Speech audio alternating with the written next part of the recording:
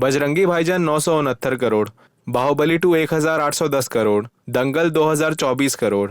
Time to time हमें फिल्मों के ऐसे नंबर सुनने में आते हैं, पर लोग आखिर इन्हें कैलकुलेट कैसे करते हैं? बॉक्स ऑफिस, ये नाम भी हम लोगों ने कई बार सुन रखा है, तो चलो पहले इसकी हिस्ट्री देखते हैं। एक पुरानी फोकटेल के अकॉर्डिंग ये टर्म लेट 16th सेंचुरी के एलिजाबेथ थिएटर से आता है, जहां थिएटर के एडमिशंस यानी उस जमाने की टिकटें एक बॉक्स में कलेक्ट की जाती थी, जिसपे एक लंबी स्टिक अटैच्ड होती थी। ये बॉक्स ऑडियंस को पास होता रहता था ताकि वो अपने एडमिशन सबमिट कर सकें। कहा जाता है कि पपेट शोज के लिए ये एडमिशंस एक बॉटल में कलेक्ट हुआ करते थे। इसी एलिजाबेथ एरा में एक थिएटर के अंदर अमीर लोग अपने प्राइवेट एरियाज में बैठ के प्लेस देखते थे। इन एरियाज को बॉक्सेस कहा जाता था और टिकट्स मिलने वाले एरिया को ऑफिस। अराउंड 300 साल बाद अर्ली 20th सेंचुरी में फ्रेडरिक मैकिनले जोन्स ने एक बॉक्स शेप डिवाइस क्रिएट किया, जो ऑटोमेटिकली टिकट्स डिस्ट्रीब्यूट करने के साथ साथ कस्टमर्स को चेंज वापस करता था। इस इन्वेंशन को उन्होंने 1939 में पेटेंट किया। यानी एलिजाबेथ थिएटर के कलेक्शन सिस्टम, एरिस्टोक्रेट्स के सीटिंग अरेंजमेंट और फ्रेडरिक जोन्स के बॉक्स शेप डिवाइस ने ओवर द टाइम टिकट बेचने और खरीदने के सिस्टम को बॉक्स ऑफिस का नाम दिया। अब आते हैं प्रेजेंट टाइम में। आज के बॉक्स ऑफिस सिस्टम को समझने के लिए हमें इस सिस्टम के कुछ की प्लेयर्स को समझना होगा। इनमें आते हैं प्रोड्यूसर्स, डिस्ट्रीब्यूटर्स, एग्जीबिटर्स और डिस्ट्रीब्यूशन सर्किट। प्रोड्यूसर, जैसा हम सबको मालूम है, फिल्म पर पैसा लगाने वाला होता है, यानी फिल्म का बजट देने वाला। इस बजट में फिल्म को बनाने का कॉस्ट और P&A यानी प्रमोशन एंड एडवर्टाइजिंग का कॉस्ट शामिल होता है। एग्जीबिटर्स बेसिकली थिएटर ओनर्स को कहते हैं। वहीं डिस्ट्रीब्यूटर प्रोड्यूसर और थिएटर ओनर के बीच का लिंक होता है। यूजुअली एक प्रोड्यूसर अपनी फिल्म के राइट्स अलग अलग डिविजन्स को बेच के पैसा कमाता है। इनमें से सबसे बड़ा डिवीजन ऑल इंडिया डिस्ट्रीब्यूटर्स का होता है, जिसमें इंडिया के छोटे से छोटे एरिया के डिस्ट्रीब्यूटर्स आते हैं। जो राइट्स एक प्रोड्यूसर अपनी फिल्म थिएटरों में दिखाने के लिए एक डिस्ट्रीब्यूटर को बेचता है, उसे डिस्ट्रीब्यूशन या थिएट्रिकल राइट्स कहते हैं। यूजुअली डिस्ट्रीब्यूटर्स रिलीज के पहले फिल्म का फाइनल कट देख के राइट्स खरीदते हैं, बट कई बार अगर बड़े नाम इन्वॉल्व हों तो ये राइट्स फिल्म के दौरान ही खरीद लिए जाते हैं। फॉर एग्जाम्पल RRR के थिएट्रिकल राइट्स उसकी रिलीज के 1 साल पहले ही बिक गए थे। ये राइट्स यूजुअली बिडिंग यानी बोली लगा के बिकते हैं। जिसने सबसे अच्छी डील ऑफर की, थिएट्रिकल राइट्स उसके। आमतौर पर बड़े बजट और स्टार्स पे बनी फिल्में डिस्ट्रीब्यूटर्स को ज्यादा अट्रैक्ट करती हैं। थिएट्रिकल राइट्स बेचने के लिए कभी प्रोड्यूसर्स अलग अलग डिस्ट्रीब्यूटर्स से बात करते हैं, तो कभी एक सिंगल डिस्ट्रीब्यूटर से, जो इंटर्न अपने से नीचे और डिस्ट्रीब्यूटर्स को अपॉइंट करता है। कुछ केसेस में प्रोड्यूसर्स थर्ड पार्टी को भी हायर करते हैं डिस्ट्रीब्यूटर से बात करने के लिए। वहीं यशराज फिल्म्स जैसी एस्टैब्लिश्ड कंपनी अपनी फिल्मों को खुद ही डिस्ट्रीब्यूट करती है। इसलिए ज्यादातर मूवीज के शुरुआत में हमें लंबे चौड़े क्रेडिट्स देखने पड़ते हैं। वहीं किसी यशराज फिल्म में एक आध लोगों से ही काम हो जाता है।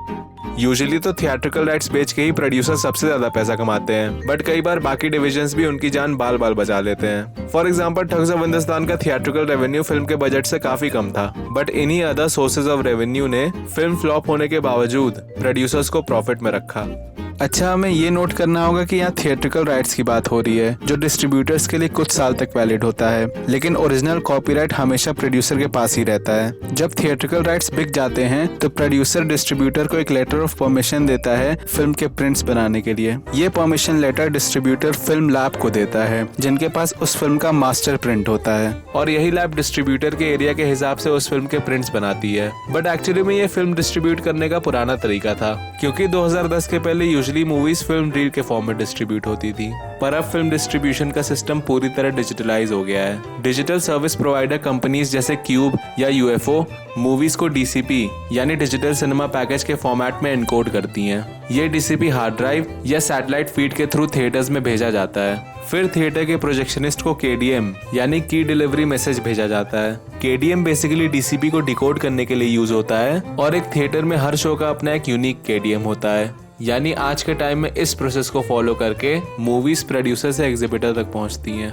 इंडस्ट्री के पुराने एनालॉग सिस्टम से हट के डिजिटल डिस्ट्रीब्यूशन सिस्टम पर शिफ्ट होने के कई रीजंस थे। जैसे डिजिटल डिस्ट्रीब्यूशन में पायरेसी के चांसेस कम होते हैं, जहां फिल्म रील्स के स्टोरेज पर ध्यान न देने से वो बेकार होने लगती हैं। वहीं डिजिटल में स्टोरेज की ऐसी कोई प्रॉब्लम नहीं होती। इतने मेजर शिफ्ट का one of the biggest reasons distribution cost भी था, क्योंकि पहले एक फिल्म रील 50 से 60 हजार की पड़ती थी, पर अब डिजिटल प्रोजेक्शन का कॉस्ट पर स्क्रीन 10 से 12 हजार हो गया है। बट डिजिटल डिस्ट्रीब्यूशन में भी कॉस्ट को लेके बवाल होता रहता है। For example theatre owners producer से VPF लेते हैं, यानी वर्चुअल प्रिंट फी। पहले जब नेगेटिव से फिल्म के प्रिंट बनाए जाते थे तो इसका कॉस्ट प्रोड्यूसर और डिस्ट्रीब्यूटर उठाते थे, जिसे प्रिंट फी कहा जाता था। वहीं दूसरी तरफ एग्जिबिटर्स प्रोजेक्टर का कॉस्ट उठाते थे। But 2010 onwards digital system dominant होने की वजह से कई एग्जिबिटर्स को हैवी इन्वेस्टमेंट करके अपने थिएटर्स की टेक्नोलॉजी डिजिटलाइज करनी पड़ी, ताकि इस टेक्नोलॉजी की महंगी कीमत का भार सिर्फ एग्जिबिटर्स पर ना आए। इसलिए ये डिसाइड हुआ कि डिस्ट्रीब्यूटर्स और प्रोड्यूसर्स 5 साल तक एग्जिबिटर्स को ये VPF देंगे। बट आज 12 साल के बाद भी डिस्ट्रीब्यूटर्स और प्रोड्यूसर्स के प्रोटेस्ट के बावजूद ये VPF लिया जा रहा है। इसकी कॉस्ट यूजुअली पर स्क्रीन 12 से 25 हज़ार होती है, depending on the scale of the film and theatre. Print के साथ साथ डिस्ट्रीब्यूटर फिल्म की पब्लिसिटी पे भी फोकस करता है। पब्लिसिटी में अपने एरिया के पोस्टर्स लगवाना, एड्स छपवाना, ये सब आता है। इसके साथ साथ एक डिस्ट्रीब्यूटर थिएटर भी बुक करता है। कई बार इसका जिम्मा वो खुद लेता है और कई बार प्रोड्यूसर के बिहाफ पे करता है। अब यहाँ से एग्जिबिटर्स की जिम्मेदारी आती है, जो 4 तरीके के होते हैं।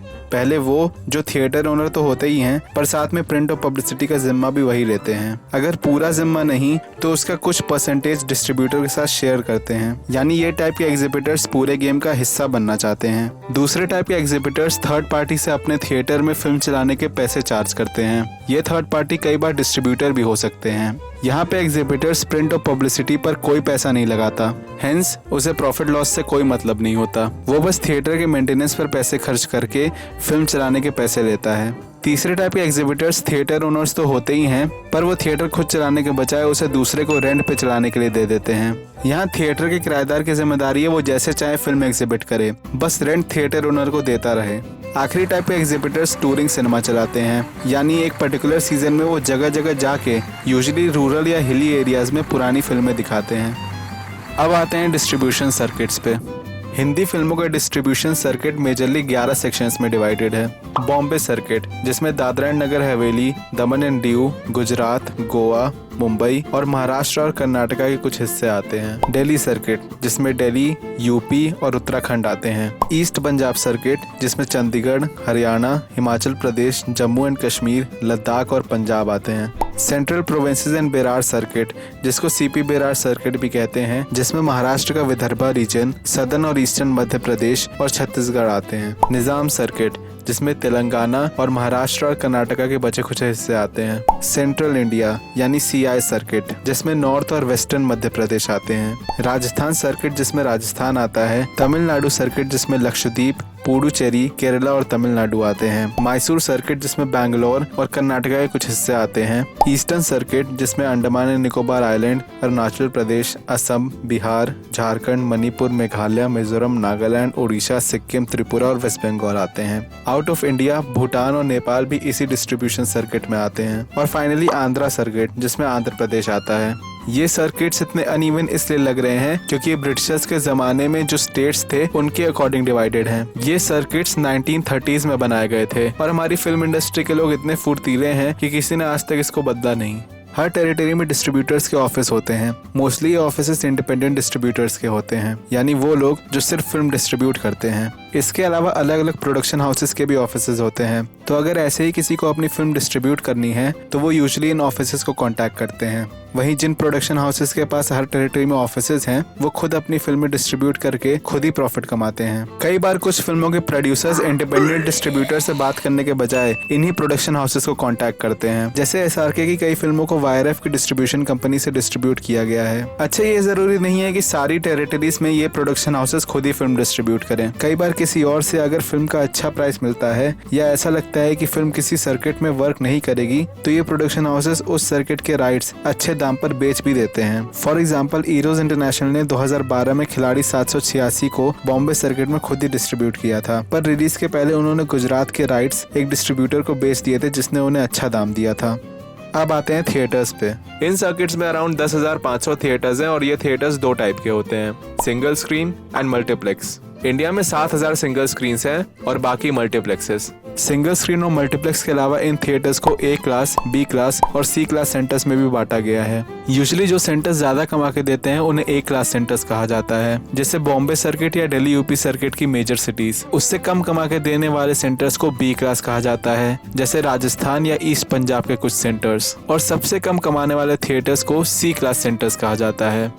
तो की प्लेयर्स तो हमने समझ लिए, अब आते हैं मेन थिएटर कॉमर्स पे। यहाँ पहले हम प्रोड्यूसर्स और डिस्ट्रीब्यूटर्स का लेन देन डिस्कस करेंगे, फिर डिस्ट्रीब्यूटर्स और एग्जिबिटर्स का। प्रोड्यूसर्स और डिस्ट्रीब्यूटर्स के बीच ये कॉमर्स 4 तरीकों से होता है। पहला, MG रॉयल्टी सिस्टम। MG का मतलब है मिनिमम गारंटी। ऐसा इसलिए है क्योंकि इस डील के अकॉर्डिंग प्रोड्यूसर और डिस्ट्रीब्यूटर्स एक मिनिमम प्राइस डिस्कस करते हैं, जिस प्राइस पे डिस्ट्रीब्यूटर्स प्रोड्यूसर से फिल्म के थिएट्रिकल राइट्स खरीदेंगे, और ये प्राइस आमतौर पे एस्टिमेशन से ही डिसाइड होता है। फॉर एग्जाम्पल, अगर कोई राजकुमार राव की फिल्म है तो बजट को देखते हुए उसका प्राइस 40 से 50 करोड़ से ज्यादा तय नहीं किया जाएगा। वहीं यूजुअली खान्स की फिल्मों का प्राइस 120-130 करोड़ से कम नहीं होता। इसको मिनिमम गारंटी रॉयल्टी इसलिए कहा गया है क्योंकि ये वो लिमिट होती है जिसको क्रॉस करने के बाद ही फिल्म का प्रॉफिट डिस्ट्रीब्यूटर और प्रोड्यूसर में डिवाइड होगा। Let me explain. सपोज किसी फिल्म के राइट्स 100 करोड़ में बिके हैं तो मिनिमम गारंटी प्राइस यानी थिएट्रिकल राइट्स प्लस उसका 20% होगा MG रॉयल्टी। 20% इसलिए ऐड होता है क्योंकि वो डिस्ट्रीब्यूटर का पर्सनल खर्चा होता है, जैसे ऑफिस का खर्चा, प्रिंट पब्लिसिटी वगैरह वगैरह।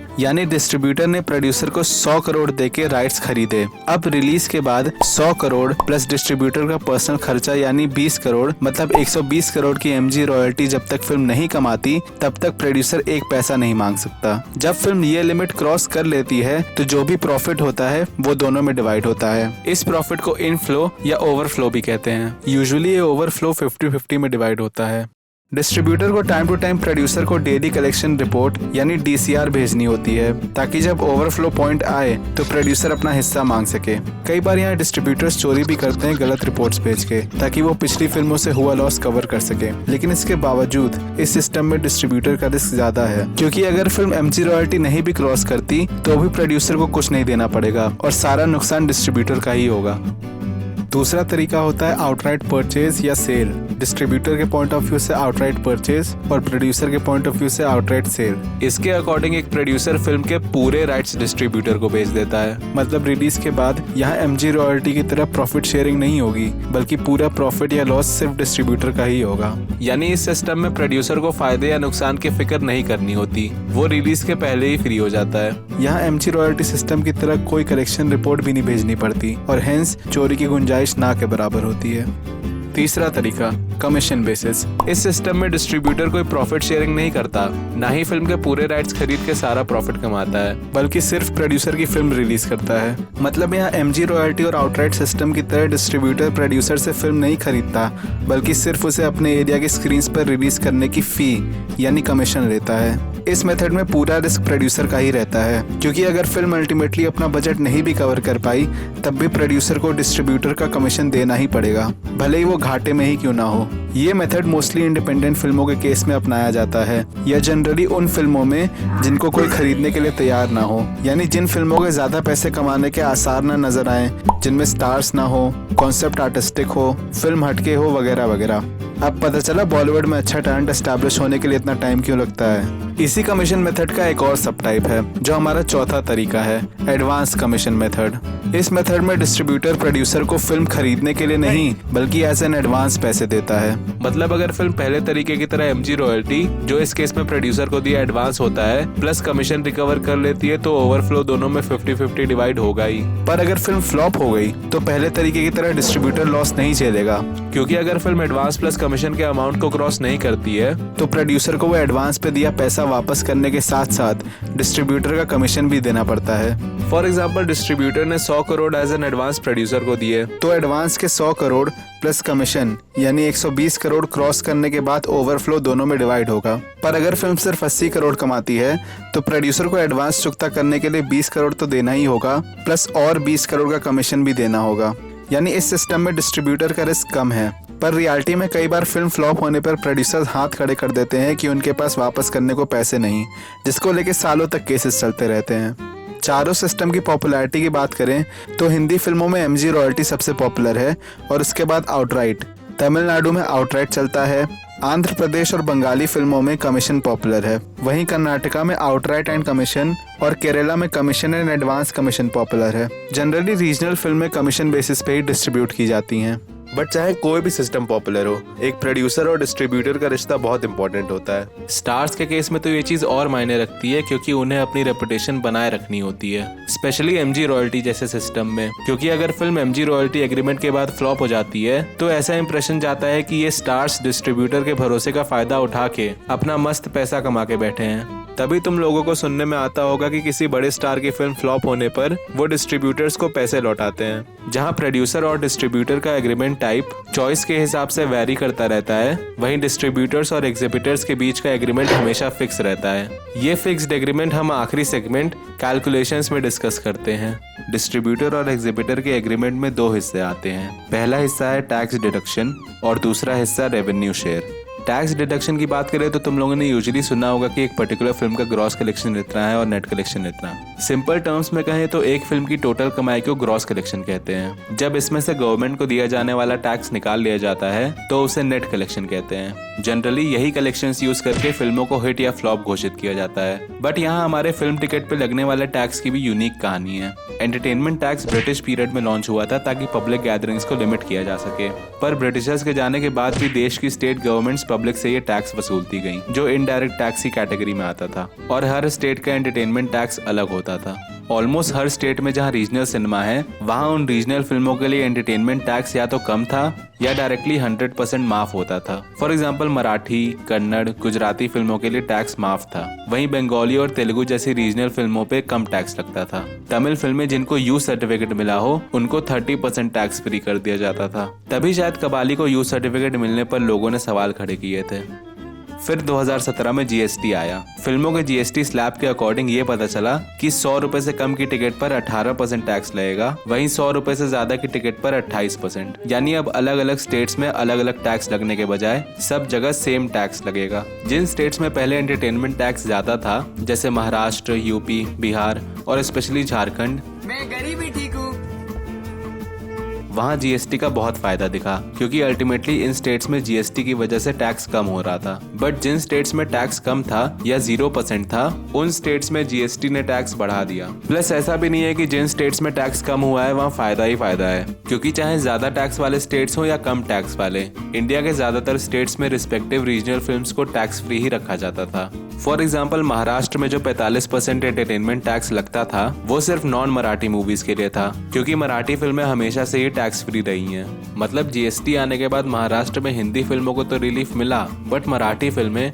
जिन पे कोई टैक्स नहीं लगता था, अब जीएसटी आने के बाद उनको भी टैक्स देना पड़ रहा है। और ऐसा केस ऑलमोस्ट हर स्टेट में है, क्योंकि सारे स्टेट्स अपना रीजनल सिनेमा फ्री करके प्रमोट करना चाहते हैं। पर एक्चुअल में प्रॉब्लम तब बढ़ गई जब इस जीएसटी के साथ साथ एक लोकल बॉडी एंटरटेनमेंट टैक्स की भी परमिशन दे दी गई। इसके अकॉर्डिंग जीएसटी के अलावा मूवी टिकट्स पे ये LBET भी ऐड हो सकता है, अगर स्टेट की लोकल बॉडीज जैसे म्यूनिसिपालिटीज, ग्राम पंचायत वगैरह चाहे तो। इसके टुवर्ड्स बहुतों के रिएक्शंस आए। कुछ ने कहा कि यहाँ वन नेशन वन टैक्स के ऑब्जेक्टिव को LBET नलिफाई कर रहा है। कई जगह तो एग्जिबिटर्स टिकट प्राइसेस 100 रुपए से नीचे रखने की कोशिश कर रहे थे ताकि उन्हें कम टैक्स देना पड़े। जो भी टोटल जीएसटी हमारे मूवी टिकट्स पे लगता है उसका आधा हिस्सा स्टेट गवर्नमेंट को जाता है और आधा हिस्सा सेंट्रल गवर्नमेंट को। बट पहले का जो एंटरटेनमेंट टैक्स था वो पूरा का पूरा स्टेट गवर्नमेंट को ही जाता था। इसलिए कई स्टेट्स ने टैक्स परसेंट में हिस्से की कमी की वजह से LBET का फायदा उठाते हुए टैक्स लेना शुरू किया। जैसे फॉर एग्जांपल तमिलनाडु गवर्नमेंट, जिसके डबल टैक्सेशन की वजह से पूरी इंडस्ट्री में प्रोटेस्ट चालू हो गए थे। जीएसटी की वजह से तो ऑलरेडी तमिल फिल्मों पे बोझ था ही, बट इसके ऊपर स्टेट गवर्नमेंट ने जून 2017 में 30% लोकल बॉडी एंटरटेनमेंट टैक्स और लगा दिया। कमल हसन और रजनीकांत जैसे कई बड़े नामों ने इस पर अपना प्रोटेस्ट जताया। 4 दिन के लिए तमिलनाडु में 1100 थिएटर्स बंद पड़े रहे और ऑलमोस्ट 20 करोड़ का लॉस हुआ। फाइनली स्ट्राइक तब रोकी गई जब स्टेट गवर्नमेंट ने इस इशू को लेकर एक सेपरेट कमेटी बनाने का डिसीजन लिया और नॉर्मल टिकट रेट्स पे सिर्फ जीएसटी लगाकर थिएटर्स को वापस खुलवाने का आदेश दिया। बट अक्टूबर में फिर एक चेन्नई की लोकल अथॉरिटी ने तमिल फिल्मों पे 10% और अदर लैंग्वेज फिल्म्स पे 20% लोकल बॉडी टैक्स अनाउंस किया। दोबारा मल्टीप्लेक्सेस और थिएटर्स प्रोटेस्ट में बंद किए गए। 5-6 फिल्में पोस्टपोन कर दी गई और लोगों को लगी रहा था कि इस दिवाली तमिल फिल्म इंडस्ट्री का दिवाला निकलने वाला है कि तब तक स्टेट गवर्नमेंट ने अनाउंस किया कि तमिल फिल्मों का LBET 10% से रिड्यूस करके 8% कर दिया जाएगा। ऑल्दो उसके बाद से प्रोटेस्ट नहीं हुए, बट इवन आज तक इस LBET को पूरी तरह हटाने की मांग रखी जाती है। सिमिलरली मध्य प्रदेश में भी 450 थिएटर ऑपरेटर्स स्ट्राइक पे चले गए थे, क्योंकि वहां भी जीएसटी के साथ साथ 5 से 15% लोकल बॉडी एंटरटेनमेंट टैक्स लगा दिया गया था। ऑलमोस्ट 1 महीने बाद ये स्ट्राइक खत्म की गई, इसलिए नहीं कि सबकी मांगे पूरी हो गई थी, क्योंकि वैसे भी आचार संहिता यानी मॉडल कोड ऑफ कंडक्ट लगने की वजह से एमपी गवर्नमेंट कोई डिसीजन नहीं ले सकती थी। इनफैक्ट स्ट्राइक इसलिए एंड हुई क्योंकि ठग्स ऑफ हिंदुस्तान कुछ दिनों में आने वाली थी, जिससे एमपी के थिएटर ओनर्स बहुत पैसे कमाने की उम्मीद में थे।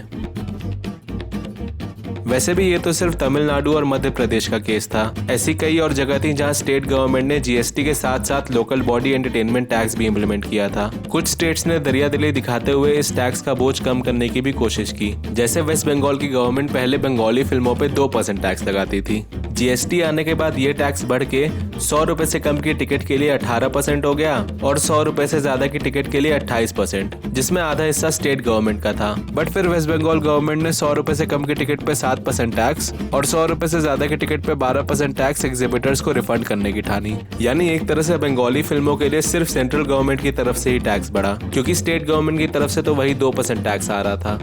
फिर फाइनली 2018 में पूरी इंडियन फिल्म इंडस्ट्री पर आए इतने बड़े बर्डन को देखते हुए सेंट्रल गवर्नमेंट ने जीएसटी रेट्स 100 रुपए से कम की टिकट पे 12% और 100 रुपए से ज्यादा की टिकट पे 18% कर दिए। ये डेफिनेटली एक रिलीफ था जिसने इंडस्ट्री को बहुत टाइम तक राहत दी। बट इवेंचुअली जब कोरोना ने इंडस्ट्री को झंझोड़ के रख दिया, तब रीजनल फिल्म इंडस्ट्रीज और थिएटर्स के एग्जिस्टेंस पर मंडरा रहे खतरे को देखते हुए प्रोड्यूसर्स एसोसिएशन ने निर्मला सीतारमन को जीएसटी फुल्ली अबॉलिश करने के लिए लेटर लिखा। अभी तक तो इस पे कोई डिसीजन नहीं आया है, बट थिएटर्स और रीजनल इंडस्ट्रीज को सपोर्ट करने के लिए कुछ स्टेट्स जरूर सामने आए। फॉर एग्जांपल केरला ने साल 2021 के लिए अपने स्टेट में लोकल बॉडी एंटरटेनमेंट टैक्स माफ कर दिया, प्लस थिएटर के इलेक्ट्रिसिटी बिल भी 50% माफ किए गए। गुजरात स्टेट गवर्नमेंट ने भी 2021-22 के फाइनेंशियल ईयर के लिए एग्जिबिटर्स द्वारा दिया जाने वाला प्रॉपर्टी टैक्स और इलेक्ट्रिसिटी बिल माफ कर दिया। एलबीईटी के अलावा एक और मामला कुछ स्टेट गवर्नमेंट्स और मल्टीप्लेक्स चेन्स के बीच कोर्ट में फंसा हुआ है। जीएसटी के पहले जब एंटरटेनमेंट टैक्स था, तब कुछ स्टेट गवर्नमेंट्स थिएटर ओनर्स को टैक्स हॉलिडे देती रहती थी। For example Akhilesh Yadav government ने यूपी के मल्टीप्लेक्सेस को 5 साल की टैक्स हॉलिडे दी थी, और ऐसी टैक्स हॉलिडेज हमेशा से बेनिफिशियल रही हैं। बट जीएसटी आने के बाद ये टैक्स हॉलिडेज ज्यादातर खत्म कर दी गई। मल्टीप्लेक्सेस के आवाज उठाने पे कुछ स्टेट गवर्नमेंट्स जैसे यूपी में योगी गवर्नमेंट और राजस्थान गवर्नमेंट सामने आई, जिन्होंने अपना स्टेट जीएसटी रिफंड करने की ठानी ताकि 5 ईयर टैक्स हॉलिडे का वादा पूरा हो सके। बट कुछ जगह जब ये टैक्स हॉलिडेज कंटिन्यू भी कर दी गई, तो उनके ईयर काउंट में कोविड के टाइम को भी इंक्लूड किया गया, जो कि मल्टीप्लेक्सेस के हिसाब से नाइंसाफी है, क्योंकि कोविड के 18 महीनों में ज्यादातर थिएटर्स बंद थे। इस इशू को लेकर पीवीआर जैसी बड़ी बड़ी चेन्स कोर्ट में आज भी केसेस लड़ रही हैं। तो जो टैक्स हम फिल्म की टिकटों पर देते हैं उसकी ये कहानी थी। अगली बार फिल्म टिकट खरीदते वक्त चेक जरूर करना। मतलब इसी टैक्स को ग्रॉस कलेक्शन में से डिडक्ट करने के बाद जो नेट कलेक्शन आता है उसे डिस्ट्रीब्यूटर और एग्जिबिटर आपस में डिवाइड करते हैं, और इस डिवीजन के भी प्रॉपर रूल्स होते हैं। मल्टीप्लेक्सेस की बात करें तो पहले हफ्ते में ये रेवेन्यू 50-50 में डिवाइड होता है, दूसरे हफ्ते में 42.5, 57.5, तीसरे हफ्ते में 35-65 और बाकी के आने वाले हफ्तों में 30-70। इसमें जितना भी रेवेन्यू परसेंटेज डिस्ट्रीब्यूटर को जाता है उसे डिस्ट्रीब्यूटर शेयर कहते हैं। वहीं दूसरी तरफ सिंगल स्क्रीन्स में रेवेन्यू शेयरिंग बहुत ही मिसमैनेज्ड होती है। यूजुअली यहाँ डिस्ट्रीब्यूटर शेयर 70 से 90% के बीच होता है, और ये परसेंटेज शेयर हर हफ्ते के लिए सेम होता है। तो इन्हीं दोनों एग्रीमेंट्स के जरिए डिस्ट्रीब्यूटर्स और एग्जिबिटर्स के बीच नेट कलेक्शन डिवाइड होता है। फिर इसके बाद जो नेट कलेक्शन डिस्ट्रीब्यूटर के पास आता है वो प्रोड्यूसर और डिस्ट्रीब्यूटर में पहले बताए गए 4 में से किसी एक एग्रीमेंट के अकॉर्डिंग शेयर होता है। कई केसेस में जब प्रोड्यूसर ही डिस्ट्रीब्यूटर होता है तो इस डिवीजन की जरूरत ही नहीं पड़ती और सारा पैसा प्रोड्यूसर ले जाता है। यानी अल्टीमेटली किसी फिल्म का हिट या फ्लॉप होना डिस्ट्रीब्यूटर के फायदे या नुकसान पर डिपेंड होता है। अब मैं जरा प्रोड्यूसर्स और डिस्ट्रीब्यूटर्स का एग्जिबिटर्स के साथ खट्टा मीठा रिश्ता समझाता हूँ। सिंगल स्क्रीन पे आए दिन बड़ी बड़ी प्रोडक्शन कंपनीज दबाव बनाती रहती हैं, जिसे सिंगल स्क्रीन आर्म ट्विस्टिंग कहते हैं। फॉर एग्जांपल 2012 में रिलायंस एंटरटेनमेंट ने तलाश के लिए सिंगल स्क्रीन से ये कंडीशन रखी थी कि उनको अगर फिल्म चाहिए तो ये इंश्योर करना पड़ेगा कि वो 2 हफ्ते से पहले फिल्म को अपने थिएटर से ना हटाएं। सिमिलरली 83 के टाइम भी रिलायंस एंटरटेनमेंट ने सिंगल स्क्रीन से फिल्म को 2 हफ्ते तक चलाने की मांग रखी थी। ऑब्वियस सी बात है, ऐसी situation single screen theatre owners के लिए मुश्किल खड़ी करती हैं, क्योंकि आमतौर पे मासी फिल्में बैक टू बैक भी आती हैं। फॉर एग्जांपल तलाश के 1 हफ्ते बाद खिलाड़ी 786 आने वाली थी, और 83 के आने के पहले पुष्पा और नो वे होम अच्छा बिजनेस कर रही थी, जिनको हटाने पे जाहिर सी बात है काफी लॉस होता। बट प्रोड्यूसर्स और डिस्ट्रीब्यूटर्स की अनबन सिर्फ सिंगल स्क्रीन से नहीं होती, मल्टीप्लेक्सेस से भी काफी होती है। याद है मैंने कुछ टाइम पहले कहा था कि डिस्ट्रीब्यूटर और एग्जिबिटर का एग्रीमेंट फिक्स होता है? झूठ कहा था मैंने। मतलब ये एग्रीमेंट प्रोड्यूसर डिस्ट्रीब्यूटर एग्रीमेंट की तरह मूवी टू मूवी नहीं बदलता, बट टाइम टू टाइम इसमें कुछ ना कुछ चेंजेस होते रहते हैं। फॉर एग्जाम्पल तुम लोग को याद है जून 2009 में पूरे बॉलीवुड ने फिल्में ना रिलीज करने की ठानी थी। हाँ, ये पूरा इशू मल्टीप्लेक्सेस के रेवेन्यू शेयरिंग मॉडल को लेके ही था। इस पूरे फसाद को मैं एक अलग वीडियो में कवर करूंगा। तो इस तरह की प्लेयर्स, उनके बीच के कॉमर्स और रेवेन्यू कैलकुलेशन के थ्रू फिल्म इंडस्ट्री का बॉक्स ऑफिस कैलकुलेट होता है। बट हमें ये याद रखना चाहिए कि इतना सारा झोल झमेला सिर्फ इंडस्ट्री वालों का सरदर्द है और अल्टीमेटली इस पूरे सिस्टम के रूल्स को चेंज करने के लिए सिर्फ एक टिकट ही काफी होती है। तो अगली बार इसका यूज भी सिर्फ किसी अच्छी फिल्म पे करना।